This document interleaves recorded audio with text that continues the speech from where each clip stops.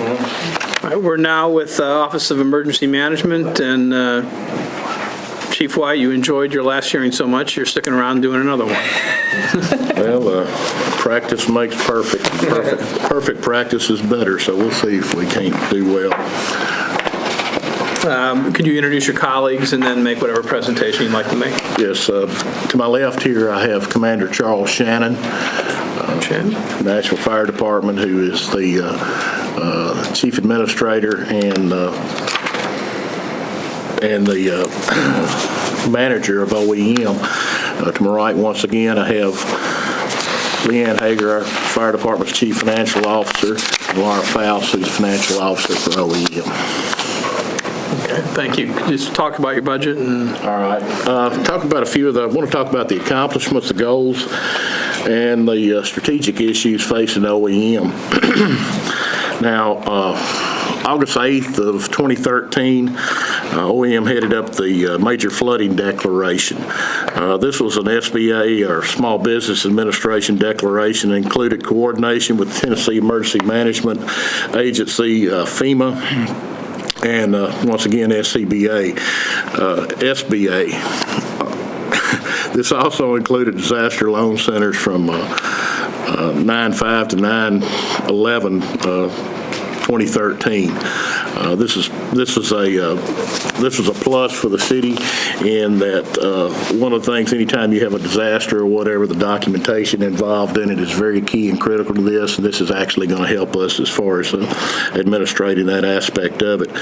In conjunction with the mayor's office, OEM opened and managed 13 warming centers during the Arctic blast that we had this past winter, and did a very good job on that. They kept some of their emergency service units out on the street, basically just looking for people who were maybe indigent, homeless, and needed some place to get warm, and did a very admirable job as far as locating these folks and transporting them to the places where they could get the help they need.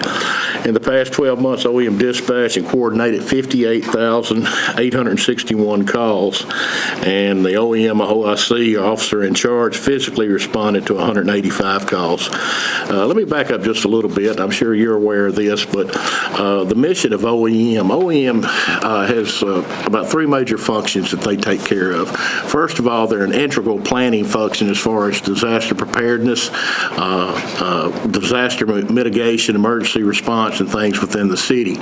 Also, they are a clearinghouse for city resources.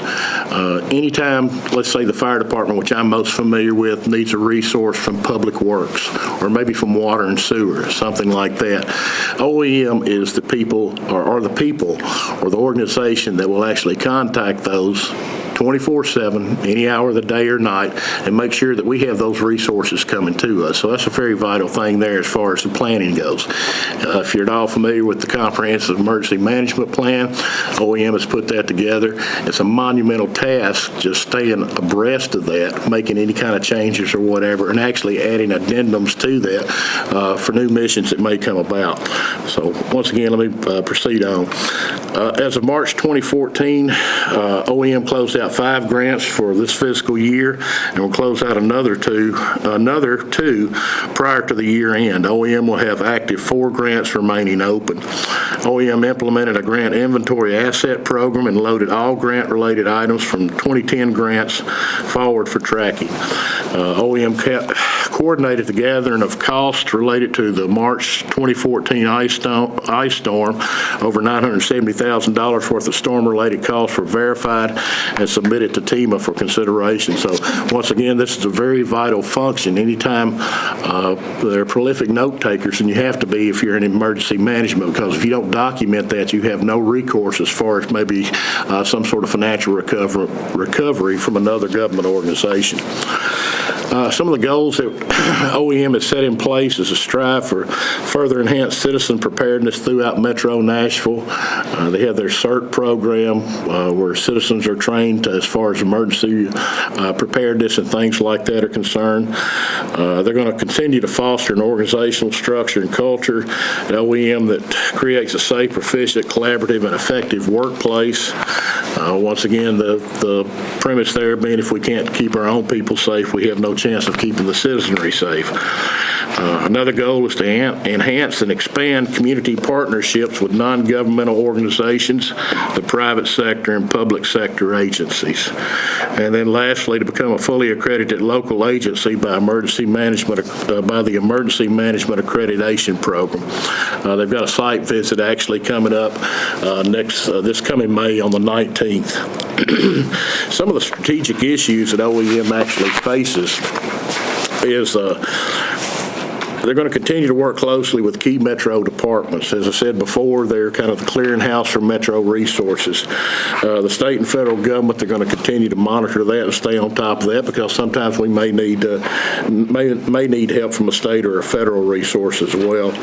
And continue to partner with other agencies to make sure that Nashville's community and our government is as strong as it can be when the next disaster strikes.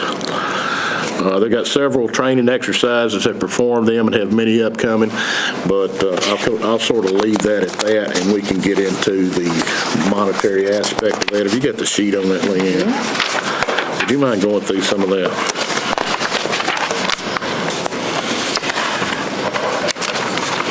As a result of the audits that have been done at OEM over the past year, we have asked for a few improvements on their behalf. We've asked for an additional dispatcher so that they will have the ability to have more than one person responding at any given time. Currently, they can only run one person in dispatch at a time without going into an overtime issue. And they get many, many calls for resources and assistance as well. They've asked for a small improvement for CAD licenses so that we are working within the proper legal restraints of having everybody properly authorized to view the CAD and where folks are.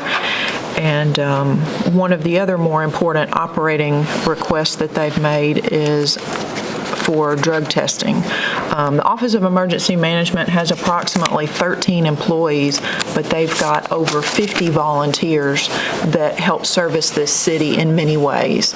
There are dive teams, there are canine crews, and many other people who volunteer their time to assist the city in any time of need. And our goal is to treat those volunteers just as we do the other employees and put them through the same HR processes of drug screening, background checks, etc. We've asked for a small amount of money from 4% so that we can implement other areas of recommendation from the IT audit. We're looking for approximately $23,000 for a time and tracking system. Since the fire department has an established system known as Telestaff that works well, we're just asking to bring them up online on Telestaff. We provide a lot of administrative service to OEM, and this will give them a system that will allow them to track and schedule all their employees.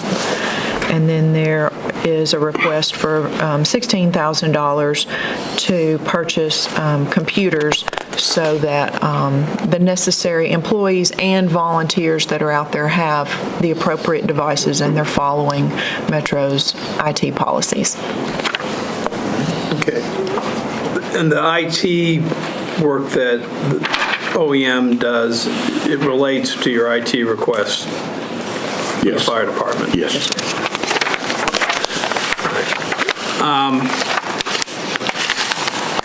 Could you identify any one specific area where you think we need to improve in terms of being ready for an emergency, or is there?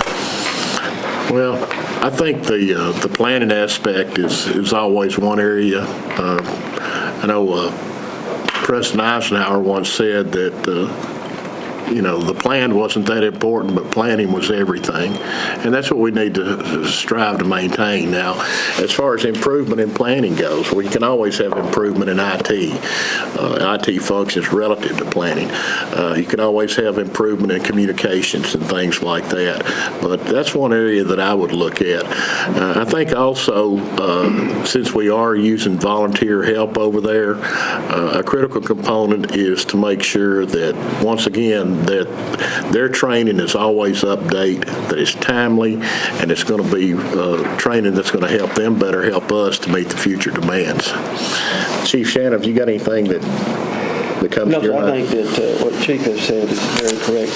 Some concerns that we have now is certainly preparing for disasters. I'm very concerned about going into the future about earthquakes, also underground situations that in the past we haven't been as concerned with as we are now. We're seeing the earthquakes that are taking place in just California in the last couple of weeks. So we're very concerned that there has to be planning for that. Greg, when's the last time we updated the SIM? Do we do that on a rolling basis? Yes, it was just, I believe it was last year that Ms. Masco updated that plan. All right. Rich? Sure. Well, thank you all for your hard work, and I should note, as you did, that this winter was particularly demanding with the amount of cold weather we had, and it's really a good organized response in terms of trying to protect people and make sure people could get shelter. People work well together, and warmer weather is here, but there'll be new challenges with the warmer weather. That always is, but OEM has a very small staff, and consequently, they stay busy, and I take my hat off to them. Thank you.